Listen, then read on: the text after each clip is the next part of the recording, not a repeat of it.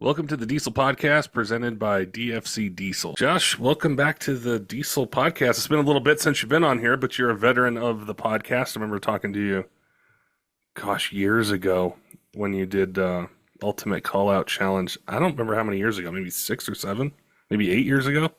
Uh, And you've come a long way to, yeah, I think winning it was it. like 2018 or 2019 was the first time I was on here, and then I think I've been on a couple more times, but I definitely remember the first one.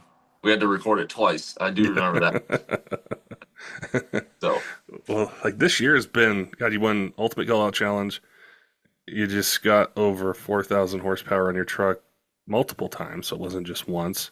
So I wanted to just kind of catch up with you a little bit. I mean, I think when you started out way back when being, a diesel enthusiast, did you ever think you'd get over 4,000 horsepower on a truck? no, I mean, I think 2000 back then was kind of a number, and um, I think it's crazy to watch the way that not just myself, but the whole place has just leapfrogged itself. But no, when I was starting doing this, man, I wanted to go 1190s in the quarter mile so I could race super diesel and run an 1190 in the ET, and everyone wanted that 1,000 horsepower daily driver. Um, and yeah, I mean that was really it. And I mean I got lucky. I started doing this younger ish, and then I got really heavy into it when I started when I was in California stationed out here. Um, a lot of the SoCal diesel guys, believe it or not, started my drag racing stuff because I was stationed down in 29 Palms, Camp Pendleton. So we'd go down for like a Thursday night. I forget what they called it. It was at Irwindale drag strip. And there was just a ton of Duramaxes with SoCal diesel truck or stickers on the back. And then, working at Power Driven, obviously I learned a ton there. And then once I just wanted to like do stuff my own way. And so in order to do that, I had to leave, start my own business with David. And it just got to the point where my family needed me more than anything else. So I ended up letting David buy my half of the business out. And now I joke that I'm like a stay-at-home dad, but that's pretty much what I do. I have a 10-year-old son who is special needs, so I stay home every day and provide service or care for him. And it's unlocked a lot of new things in my life, and it's certainly changed my perspective. I think a lot of people that have followed me in the past remember the days where I would do this about 20 hours a day, 7 days a week. Um, and now it's more of I have more scheduled times, but like including my kids in it has been a lot more fun doing it all. So I wouldn't say the goals have changed. It's just how I want to get there has changed. Like it used to be like no matter what, I'd do it, this, that, or the other. And now it's like I got to kind of plan it out. And sometimes it takes a little longer because my son's helping me, or my daughter wants to be a part of it, or I just got to be a dad for a while. Um, and that has taught me a lot of other things in life as well. So I definitely think it's one of the better choices I've made. And just the fact that everyone that I've worked for, worked with, like I still am friends with, like I always try to leave people on good terms. Like, like the power driven guys, like I'm still very good friends with all of them. David still calls me probably every other day with either questions or just to, shoot the, what. And it's been a lot of fun. And I mean, this year was an awesome year for us. We did NHRDA in Arizona for Pro Street with my truck, which is sitting behind me.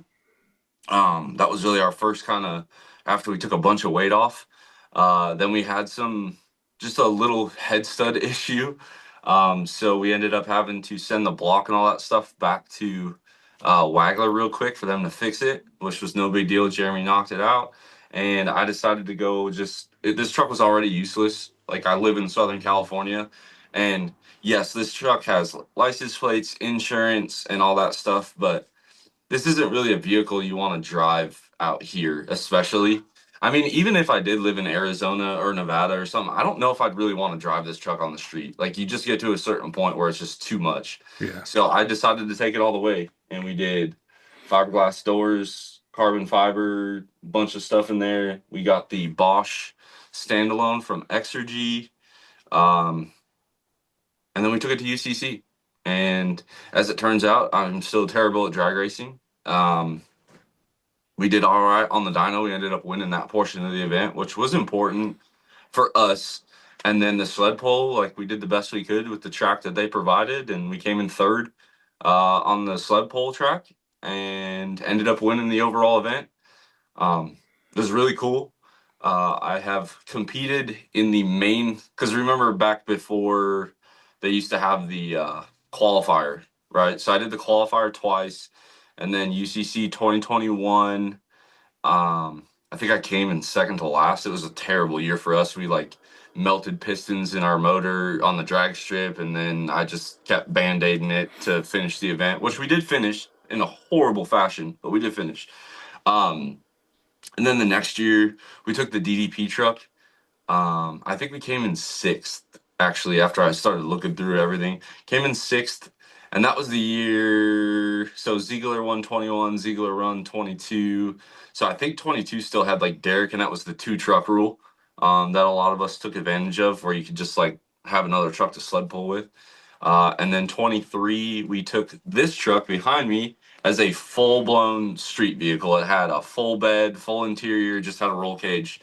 We came in second to Dirty Hooker Diesel. I think we were like 19 points away from them, which was cool. But I understand how a lot of people in second place feel now because you're like, dude, like if I would have, you just what if yourself to death, and that was the Yeah. one thing looking back on 2023 that bothered me the most was I was like, man, like if we wouldn't have if we would have sled pulled strategied a little different because we didn't want to drop like way far down. So it was like one of those things we strategized, and it's not that it hurt me or anything, but it made me think for a long time about it. And 2025, you know, um, I was really talking to Levon about it, and he's like, you just, he's like, don't leave anything to question. So on your drive home, like don't regret anything. And that's what we did. I mean, drag racing could have gone a lot better for us. Turns out, so after dealing with Josh Scruggs over at Fire Punk for a while, the coilovers we have in here are like 3 times too heavy for what this truck is. So ultimately, what happens is it hits the tire bounces off the ground, and then goes back down. So we're getting that fixed. A lot of it too is just I got a lot more learning to do, and I think like that's okay. And then the dyno, we did the best we could. We had a tire failure, um, which at the time we thought was maybe old tire, this or that, and we'll get to that later. But it was like 3,100 to 8 horsepower. But what bothered me was everyone was celebrating 3K, but the corrected number wasn't there, so it was like a little short. Um, and then we sled pulled, and honestly, the sled pull track, like it just got worse and worse and worse and worse. Um, so it really, like if you look at how the order stacked up versus how the field really stacked up, I truly believe that myself, Chris Patterson, and Brian Shue, we had the three best pulling setups out there. And I think the order might have been interchanged a little bit depending on how they ran. But I definitely think Brian Shue had the better tires with the Graps. And then, yeah, on the podium, it was myself, Chris Patterson, and then the newcomers, Poor Boys Diesel. So it was pretty cool to see, obviously, myself win. Like, I was very happy. And then it was cool to see Chris. I think this is Chris's second time coming in second, or maybe it's his first time in second, but I know he improved quite a bit. And that was where we all kept looking, like, we're looking at the scores that we're achieving on the side, you know. I didn't ever really pay attention to that much until Kenny, I guess, beat everyone's in 2024. And then we just started looking at the scores and we're like, man, like, it's kind of crazy how this is all changed, right? Like the drag strip times now that we're back to one truck have kind of, I wouldn't say slowed down, but now you got a ton of guys in that like 520 to 550 range because you're taking pro street trucks that have stuff for sled pulling on them and all that. And then the dyno stuff has certainly improved. I think there were 7 guys over 2,000 horsepower this year. Um, and then the sled pulling, like, man, I tell you what, it's the most fun I ever have. Like, my weekend at UCC goes from terrible to great. The dyno's really starting not to be fun, but I love sled pulling. And then after that, we had our own share of issues. We ended up spider cracking all of our valve spring retainers. So we got up with the guys over at Industrial and the guys at Wagler. Jeremy was like, here, try these valve springs. So we're running like this crazy dual valve spring setup. Um, and I won't try to claim it's one-on-one. I have no idea. But I think at the time we were the first people to really get to try them for Jeremy. Because we're having this issue now where we need to make power higher and higher in the RPM range. And like the sled pull track, I think it was like 5,500 RPMs was our limiter. And we were there like the whole time. Even drag racing now, like we're shifting at like 58, 6,000 RPM. Which if you had asked me 5 years ago, I would have thought that everything would be blown out of the side of this block. And so we had to get a bunch of stuff fixed. So we got the head fixed over at Power Driven. Will and Meyer got me all patched up. We had like one loose valve seat. We had a couple mangled valves. And we fixed all that. And then everyone kept talking about this like Steed 3000 manifold that had just come out. So I got one of those. Originally it wasn't even for me. And then I was like, you know what, I'm going to try it. And yeah, the only thing really left to do out west anymore is dyno. We missed the Montana drag race. So I had my eyes set on September. We had 3 events in September. So September for us is kind of crazy. My daughter's birthday is always the first weekend, so I always missed whatever event that is. And then we did Diesels in the Mountain, which is where we did our first four. It was like 40, 4160, 4150 something. And that was crazy.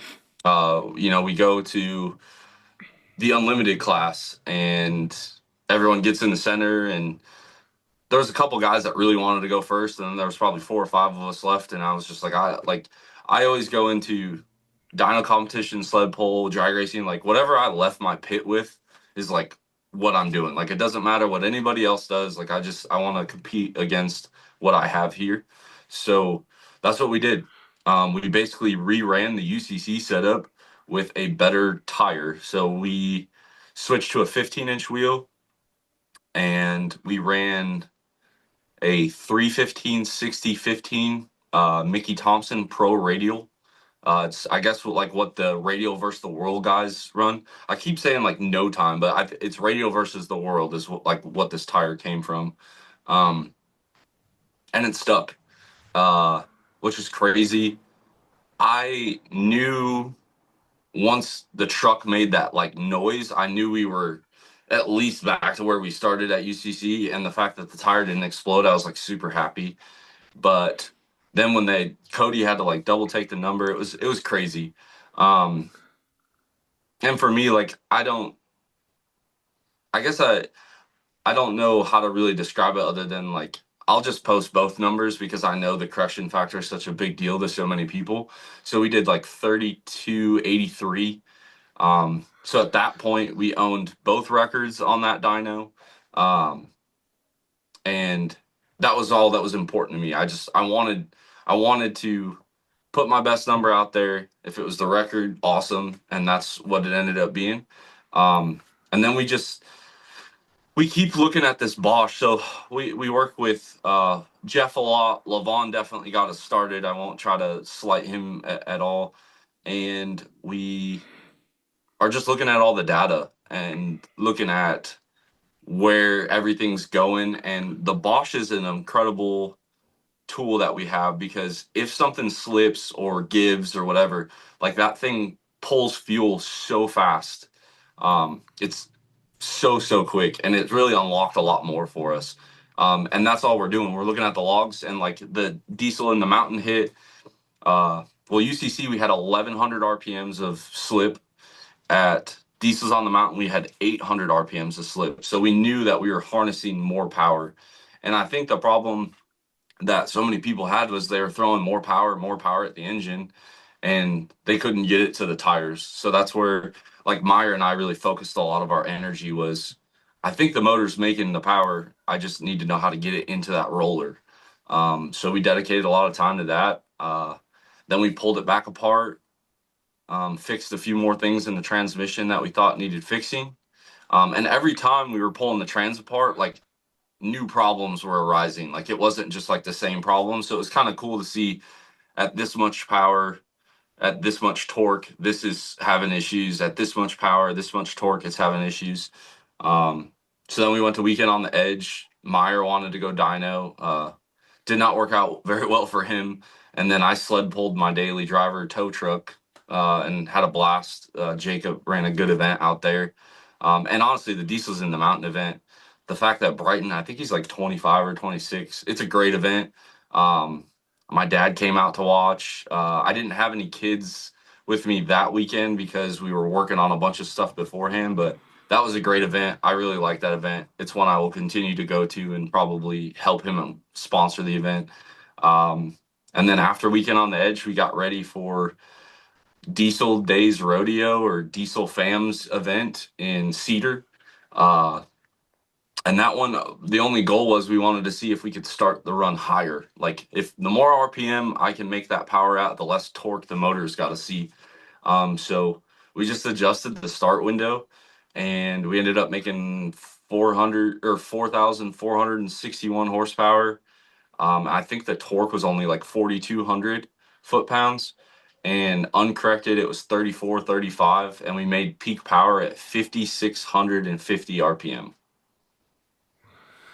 These numbers are crazy. Like what fueled were there any hard part changes or any of the companies you work with where you got together with them after UCC and said, "Hey, I'd like to change this a little bit," or "This is what I'm seeing on logs. Can you help me?" And then I guess one to step back is like, was your goal ever 4,000 horsepower, or was it just to see like how can I maximize my setup and where does it land at? I think what bothered me the most was it seemed like everyone, like you had to have a billet block, and then if you bought a billet block, like automatically you made 4,000 horsepower, and that just like being the, I'm not gonna say that I have the cheapest setup at all, but like being more of like I do this for fun, not really anything else. Like I don't have a business really to promote anymore, or anything like that. I just wanted to see what a cast deck plate could really do. Um, so it was kind of just more like enough people told me I couldn't that I was like, you know what? Let's see if they're right. Because at this point, and this might completely disconnect from a ton of people in the audience, but like after UCC, this deck plate motor, going off of all the historical data that we've ever had, like these deck plates should have been cracking and coming apart. So to me, this was just a sacrificial lamb for the cause. Like you don't want to sell this motor to somebody because if it is cracking, they're gonna instantly blow it up. And so it was kind of like the motor was good, but we didn't know if it was gonna hold. So I was like, this is the perfect, shot to do it. Um, so I sent my injectors into Dynomite, and long story short, we ended up having a delivery driver that decided he wanted some of my stuff more than I did. So my injectors never made it to Dynamite. And I got to talking with Lenny and Skylar's like, man, like we really should get you in some 6.7s now that you have the Bosch, like everything will transfer over. So I ended up upgrading to a set of 400% over super mentals from Dynamite. And what that allowed us to do now was the rail pressure, we could increase it. And by increasing the rail pressure, we could decrease the pulse width and achieve the same amount of fuel. And then when we were talking with Jeff at Exergy on the Bosch, he was like, we have these new red alpha pumps, this, that. And I was like, you know what, like let me heal from the price of the Bosch here. And so then we ended up getting with Jeff during all this off time, and we got two of the alpha CP3s from Exergy. So those are the 550 uh pumps at I think it's 6,000 RPM. So we had their old race 14 mil pumps, which I believe at 5,000 made 500, and then I don't know if they flatlined or tapered down, but we wanted to make sure we had plenty of fuel at high RPM. So the 6.7s allowed us to do that with more pressure. The pumps being a little bit bigger and moving more fuel at high RPM allowed us to do that. And then the only other hard part we changed was the manifold, and then the valve springs, which the valve springs were more of like it just kind of tore up. So we did it. Um, and the Bosch was awesome for us because you send in your injectors the first time and they build a whole tune file for it. And one of the things when I bought the Bosch, I asked Jeff, I was like, hey, like, come UCC, like, are you going to have time for me? And he's like, yep. And then I sent a few messages to Levon, basically like, hey, I just a couple double checks. And between the two of those guys, and even Gordon like was looking over the shoulder, kind of piecing, and a lot of the 849 stuff that I learned still transfers over to the Bosch. It's called different things, stuff like that, but like between the three of those guys, we got it set up, and then I've just been kind of tinkering with it, changing limiters around, changing some timing strategies around, to get the truck to do what we want it to do. Um, and it's kind of one of those things. I remember people telling me in 2021 I should have bought one of those things, and I just kept laughing at them or saying like, no, no. It was the best money I ever spent. I wish I would have bought it 4 years ago. I would have loved to have seen how much further I'd be now, but we have it now, um, and that makes it a lot of fun. So just the logging capability and the way it controls everything is really awesome. And it doesn't, I mean, I know there's a lot of other companies like Motec, and I think Bulldor's coming on pretty strong in the sled pulling world. Like whichever camp you choose, like all I tell people is remember who answers the phone when you call and then pick that company because that'll be the company that'll help you. So those are really the big hardware changes that we made this year. Hey, Diesel fans, we want to give a shout out to our friends over at Kershaw Knives. They have a 20% off code. So if you add some knives to your cart, add code 20 TDP 2026, you get 20% off of MSRP. It's a great way to save some money, get some cool gear if you're in the market for a new EDC knife, something for hunting, fishing, around the job site, around the house. They've got you covered with a bunch of different choices for blade steel, blade shape, different handle designs, different opening mechanisms, and their whole lineup's designed to meet any budget that you might have. So if you're in the market, head on over to Kershaw.kaiusa.com. Use code 20 TDP 2026 and get 20% off your cart. So I've got to ask you the controversial question because I was sitting around one weekend and I was on social media and I saw the video of your I think it was your first dyno and it was like going everywhere. Everyone's reposting it. And I'm like, man, he's over 4,000 horsepower. That's crazy. And then I saw it at the next weekend or the next event that you went to.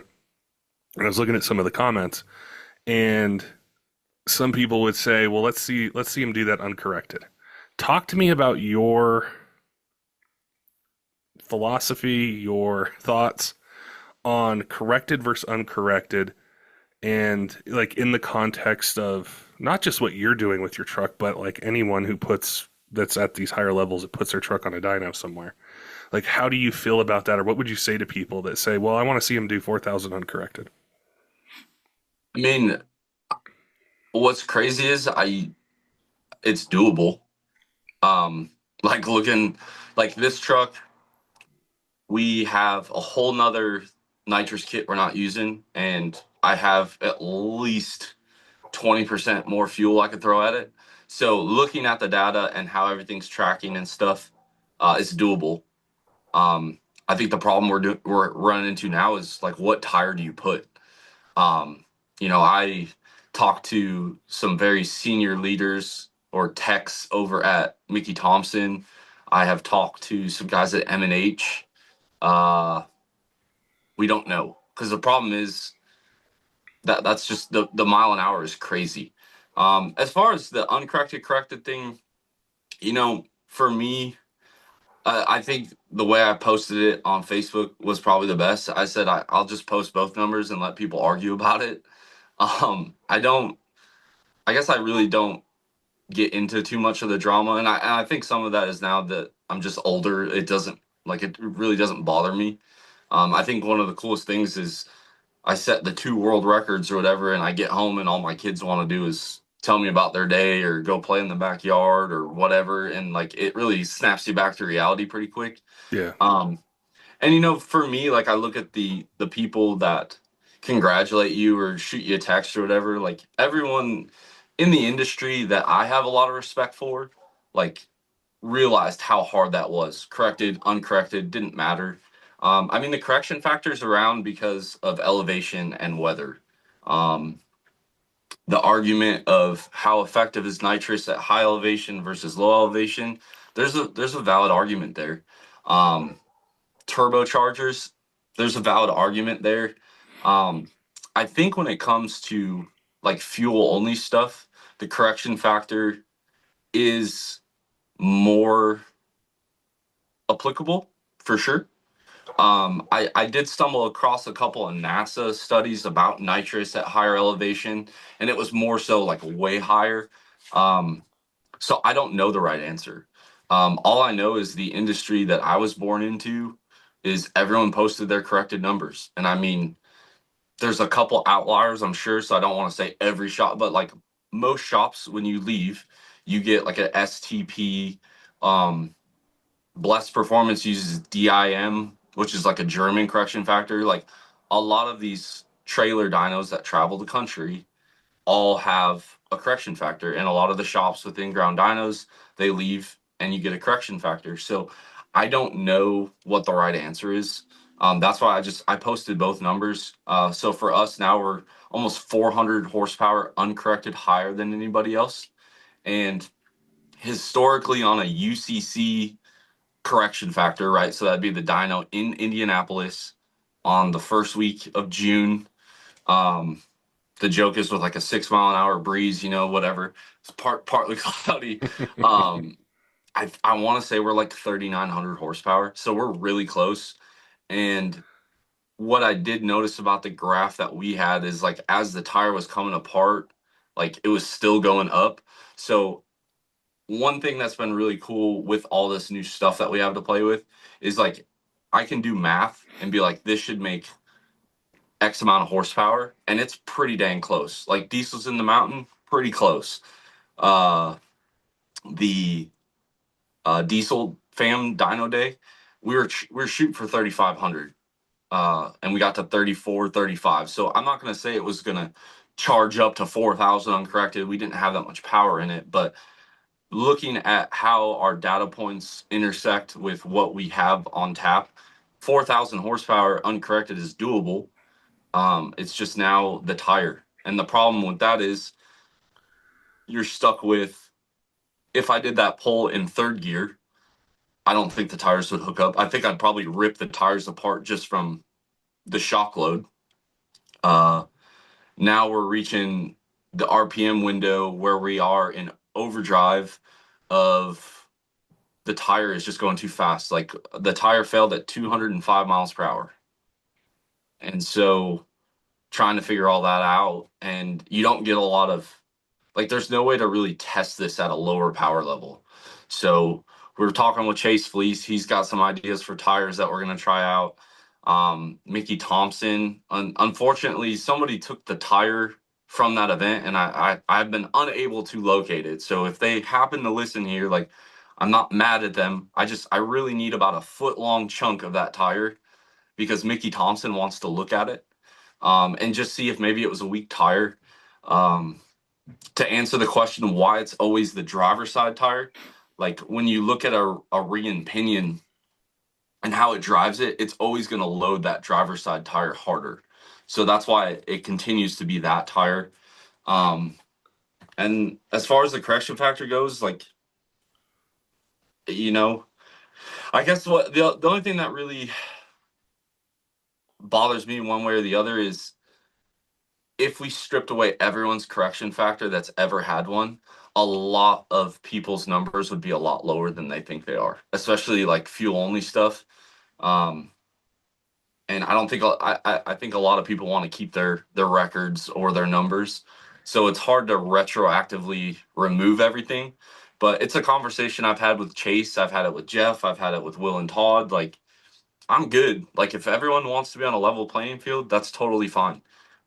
If the correction factor is that big of a deal, then all these events that I competed at were open to the public. Like anybody could have came out, and the East Coast West Coast debate, like yada yada, like it's always the West Coast guys that have to travel. The East Coast guys are more than welcome to come out here and get some of the Rocky Mountains.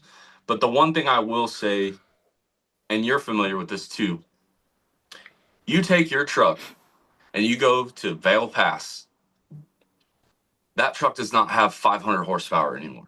That truck sounds like it's making 500 horsepower with the boost and the shaft speed and all that, but I mean, you've driven a turbo diesel over a mountain pass. It is not the same power that you have at sea level.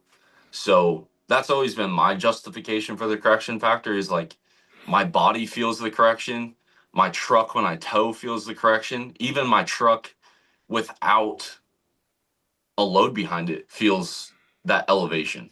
And I Yeah. think I'm pretty sure Richfield was like it was like 4,400, 4,300, and Cedar City was like 5,200.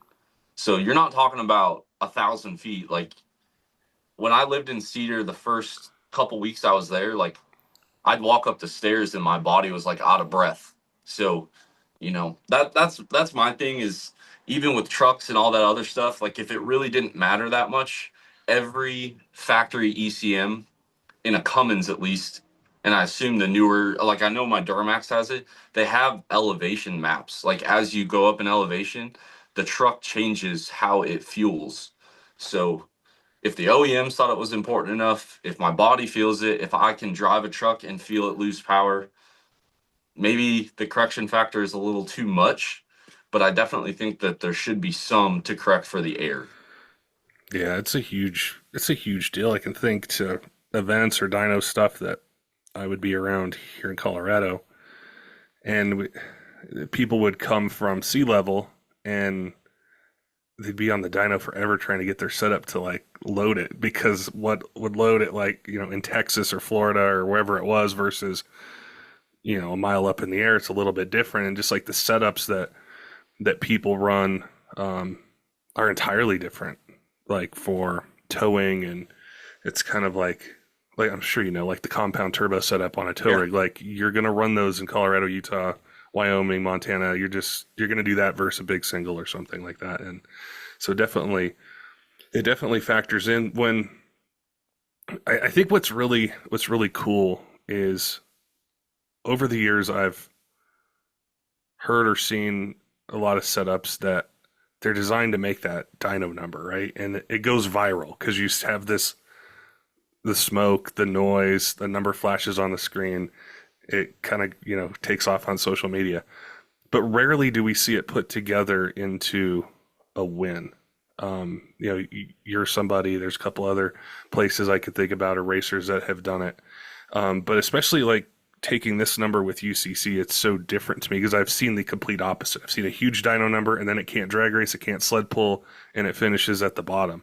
So I think to be able to put all this together is what's really cool. And I don't think from just following you and talking with you over the years, I don't think you really hone in on just, I want to do this one thing really well and I don't care how I finish or how I do anything like that. Like you're not just trying to grab headlines with it. It seems like, especially through talking with you today. So when you look at like the way you approach competition, it seems like you're just trying to get better and maximize your setup versus just trying to get a number of video to go viral on social media or get a bunch of shares or reposts and things like that. Is that the way that you approach all of this?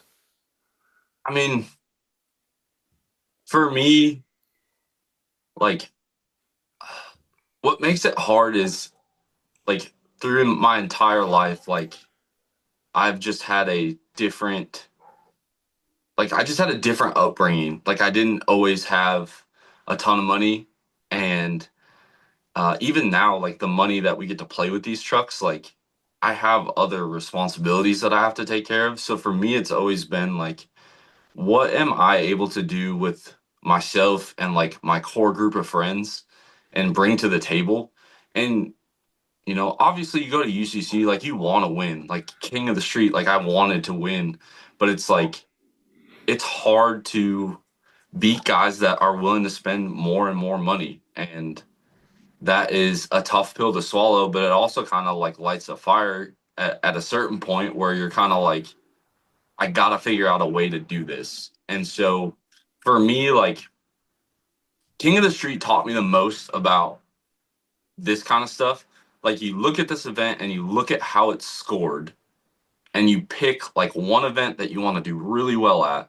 You pick one event that you want to do good at, and then you pick another event where you're like, this is going to be my weakest event. Let's do the best we can. Um, and so for like UCC, for me, the drag racing, I'm a nervous wreck. I I can drag race in Arizona with Will, Todd, and Meyer and have a great time all day. Nothing but smiles. It's great. No pressure. UCC, the pressure ramps up. I'm just focused on not making mistakes. And we do the best we can. Like 2023, we went, I think, 588 or 583 at 7,000 plus pounds. This year we went 580. And that's the best I could do. And like I'm okay with that. I didn't have a turbo 400. I have a 48. I'm manually shifting the thing. The dyno is always an event that I want to capitalize on. Like I have a lot of experience on that super flow from being on the West Coast. And it's something that I can dedicate a lot of time to and get a lot of practice in. And then sled pulling is my most enjoyable event. Like I always want to like at UCC, it's hard to win that because so much of it is the run order. Because that track, like the first couple trucks down get the best track, and then it just goes like I was talking to the sled operator after UCC. He couldn't even see my truck for half the pole. So for me, that's like the track is just the top's gone. Like, right. Like, I mean, for anybody that sled pulls, like it's gone by then. And no, I don't do a lot of clickbait stuff or anything. Like I do YouTube and I have TikTok and I do Instagram and Facebook. But for me, like I remember coming up and I won't say everyone, but there was a lot of gatekeeping or you got to prove yourself or this or that. And I want to see this thing that I love continue to grow. And I want to get new people involved and I want to see people make goals and achieve them. So I've always been one, like I try to give out as much information that's good quality information as I possibly can. And I've reached a point now where it's kind of getting a little overwhelming at times, like between Instagram, Facebook, TikTok, and YouTube comments. I try to answer them all. A lot slip through the cracks, and I try to tell people not to take it personal. Like I don't have a PR team or anything like that. Like I answer when I can. And I just want to continue to get people to go out in the garage and let them know like a lot of this stuff you can do. And like these are the companies that help me get to where I'm at. Like when you have issues and stuff, like the companies that support me, they'll answer the phone and guide you through this. But you have to obviously spend the money first with them, but you know, and try to give back to the companies that have stuck by me when it wasn't always convenient. Like, you know, we were talking about my history in UCC, like a lot of the sponsors I had then are still the same sponsors I have now. And it's easy to walk away when I do terrible, but all those companies, they just kept believing that eventually I'll figure it out or you know, whatever. And I just don't, I don't know. For me, it's like there's two kinds of hard. Quitting's hard and keeping going's hard. And you just got to pick which hard you want. And just trying to get people good information that they can watch. And it's kind of cool now. Like every once in a while, I'll like watch one of my old YouTube videos and look at how terrible it was or whatever. But it's kind of cool to have like an autobiography of all the struggles for the past shoot. I mean, in a month, I've been doing YouTube for 5 years. And my channel's not huge. I think it's like 44,000 subscribers. And I don't do a ton of giveaways and anything like that. I make content that I want to make on the trucks that I own, and people seem to like it. Hey, diesel fans, I wanted to chat with you about diesel fuel. It's something we've talked about a lot on the podcast, and specifically ways that it can lead to a lot of costly repairs. And the main reason that we have these issues is a lack of lubricity. Our friends over at Hotshot Secrets have developed a formula that boosts performance and then addresses this issue. So whether you have an old truck, new one, something anywhere in between, we all face this issue. Hotshot's EDT is a 6-in-1 formula. It cleans injectors, boosts cetane, and it has 4 times the lubricity as their leading competitor. So it's a great way to be able to stay ahead of the maintenance curve, avoid those costly repairs, and the best part is it does the work for you. So all you do is add it to your regular fuel up schedule, and it's doing all the heavy lifting. So you don't have to worry about some of those issues that just come with diesel fuel anytime we buy it from the pump. If you go to hotshotsecret.com, use code DieselPod20. It'll get you 20% off your order. We really appreciate the team and our friends over at Hotshot Secret offering this discount code just for you guys. So if you're in the market, head on over to their website, use code DieselPod20, and get 20% off your order. Yeah, I really appreciate that kind of approach, because it can be so tempting to do the clickbait stuff, but then I think potentially it can also compromise integrity.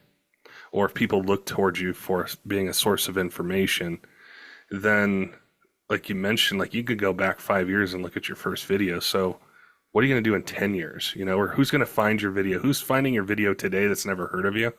And it's basically a representation of yourself and your journey and what you're doing. And so I think having integrity mixed in with it is incredibly important. To come back to the truck part for a second, something that really fascinates me as I look back and then to where we are today. Like we talked about 1,000 horse daily driver in the beginning. That was the goal for 10, 15 years. Every magazine had that, like, 1,000 horse daily driver, right? And then the doors got blown off of it, and it was 2,000, and now it's 3, and now we're approaching 4. And along that way, there were roadblocks, whether it was the transmission, torque converters, things in the engine, the fueling, the tuning. I think maybe the toughest one potentially is the tire issue that you mentioned. Like that is something I don't know. I don't know how to deal with that. Like, I mean, it's a safety issue. Somebody could get really, really hurt with a failure of a tire at 205 miles an hour or something. Do you think that's the next wall that is going to kind of hold back the power and what people are doing? Because if you can't keep tires under it, what's the point of doing it? Yeah, I mean that's definitely something. I mean, just looking at the data and everything, like everything held this time around. It was just a tire.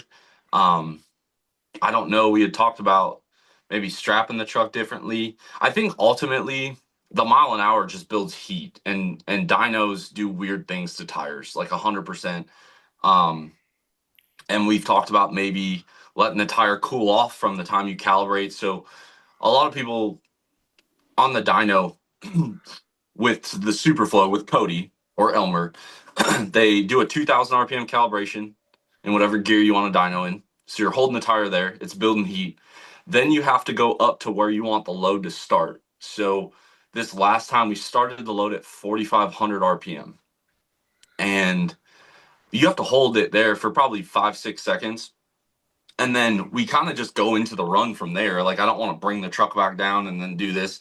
But like we've talked about maybe setting a calibration window and then letting the tire slow down and kind of like lose some of the heat that it's built up. We've talked about, like, I think Meyer and I are gonna, like, basically, I don't know if they can see it, but like from here, like basically put a bar that bolts to the frame and then has like I was thinking about like cutting a 55-gallon drum and kind of like spraying the ends apart and building like a steel wheel liner over the tire. But I don't know. And I mean, people's fascination with being 5 feet away from these death traps is absolutely beyond me. Like, I mean, I don't know. I don't know the right answer. We have some good ideas moving forward that we're going to try. And I'm excited to try them. I just, I had a lot of people ask about Blake Fitzgerald's event and a couple other Superflow events. And I'm like, until I have a better option, then let's try this one more time. I don't want to hurt Cody. I don't want to hurt myself. And there's a lot of kids at these events. And I would not be able to live with myself if something blew up and hit a child. I'm willing to accept the risk. I'm in the truck. Cody is willing to accept the risk. He's in the truck too. Um, but everyone else is just there as a spectator. They don't know the risk. So I think that is something. And Cody and Elmer do a great job, but you move everybody back, and then you do all this stuff, and people naturally just get closer and closer and closer. So I don't know the best way to do it. Um, I just wish people would heed the driver and the dyno operator's warnings of like get back, because I don't know how to fix the tire problem, and I feel like enough people now at UCC this year or next year, I could see us having a lot of tire problems. I think we're at that point, um, and I just hope everyone's safe about it. Like you're safe in the truck with a tire. Even Cody's pretty good. Um, Meyer's tire failure right after mine at that event was way worse to Cody than mine was. Um, that one actually hit Cody pretty good. So I don't know. We've talked about maybe putting headsets in our helmets so that way Cody can be on the ground where it's a little safer. Um, and a lot of it, like the safety stuff we have now is whether Sean thinks it's a good thing or a bad thing, but like because of Sean Baca's explosion that one year, like I dyno way different. So although Sean got hurt and that sucks, like it wasn't in vain for a lot of us. Like I took what happened there and I was like, that will not happen to me. And we've added fire suppression and cables and blankets and engine diapers and transmission blankets. And like my truck has a drive shaft hoop in the front, a scatter shield in the back. Like we try to be as safe as we can. You're in a full fire suit. Um, and I think you read through all those comments and all that stuff about it all, and I don't know, it just kind of rolls off the shoulder at these points for me. Um, like that's where we operate the truck, and I think a lot of people don't realize like the levels higher than me in drag racing and stuff, like the pro mods and like the really good pro trucks and even the pro street guys like Philip Franklin. I lined up next to him. I treat him, and by the 60 foot, he made up everything that I gained at the light. Like these trucks are so fast, and we're operating at 5,000-6,000 RPM, and that's where these trucks are living at. Um, and the power stuff. I would really like to get on a hub dyno. Um, I just can't find one close enough to me to get on because that's what everyone wants to see next. They want to see the hub dyno. Um, and I'd be okay with it. I just for me to prove people wrong is worth about a day of my time. Like I don't want to drive like SPE offered their hub dyno. Uh, Fuel Tech in Georgia kind of mentioned something, and it's like that's 30-hour drive each way. And like and I know that's not a 30-hour flatland drive. Like I gotta go across the Rockies again, and like a lot can happen when you're doing that kind of drive. So I just I don't know. I mean the tires are a problem, the transmissions are problems. Um, I don't know if the engines are as problematic as people think they are now with all the technology advancements in ECMs and fueling. Because it used to be like common rails couldn't make high RPM power because the trucks didn't behave down low. Like you'd put this huge injector in it and it'd be coughing and sputtering at idle. Like it would barely idle. And now like my truck starts like a stock truck. And at 6,000 RPM, I'm getting all the fuel in a very small amount of time. And we've gotten better pumps and better injectors and rail advancements, and it's crazy because I got to be a part of it. Like I remember my first set of Dynomite Supermentals. I joke about Skylar with this all the time. I mean, those things barely idled. This was 10 years ago. Like I mean, they cold started terrible, and now I have this injector that fires up like a stock 04.5 to '07 truck. It'll just idle. It's crazy. Yeah, one last question for you, and it's Yeah. kind of piggybacking off something you mentioned earlier. You said that you wanted you want people to be able to find a path to do this to compete. So, if somebody isn't involved in this, but they want to get a truck and a platform that they can grow with. Maybe they're not going to go to 4,000 horsepower, but they just want something they can grow with. What year range truck, what brand truck, what would you suggest for them to find to be able to, start small? You start with a few bolt-ons, some upgrades, and then as you progressively want to go farther into it, you can still have that same truck and do it. Oh, man, that's a loaded question. Um, I guess it depends on like what brand you really like. Um, for us, like I loved the Dodges. Like that's kind of always been my thing. Um, I think it depends on where your goal ends, right? Because like some of the early common rails, like if all you want is like 1,000 horsepower, most of those early trucks will do it. The problem gets into like the '06, '07s are definitely like there's a reason why there's so many late third gens in all these competitions. They're kind of like the Fox bodies of it, and you have so many companies that make parts like this 4-link kit. Like Cody Fisher did it, but it kind of started as a fire punk extreme duty kit. um the fourth gen stuff's cool. The problem with fourth gens is they get really heavy. So that's another thing a lot of people don't look into. Like you can make 1,000 horsepower, but when you're making 1,000 horsepower in a mega cab fourth gen versus a quad cab third gen, like that's 1,000 pound weight discrepancy. Like the transmissions feel that, the drivetrain. Um, I'm also like I love 6 liters. I I don't know why. I love them. Um, I would probably not do a 6.7 Power Stroke just due to there's not a ton of aftermarket support for them, and that's not a stab at like Brad. If you watch this podcast, like what some of these guys like Ryan Reiser and Brad Helton, and I'm sure there's a few others, and Dan and I believe it's Amy over at SPE, like they're making cool stuff for them. But like that's a program that you're gonna have to spend a lot of money to figure it out. The Duramax stuff, I guess just pick the body style you like, really. Um, I I mean, the federal government obviously has an opinion on which trucks they want you to modify, but I really like the L5P.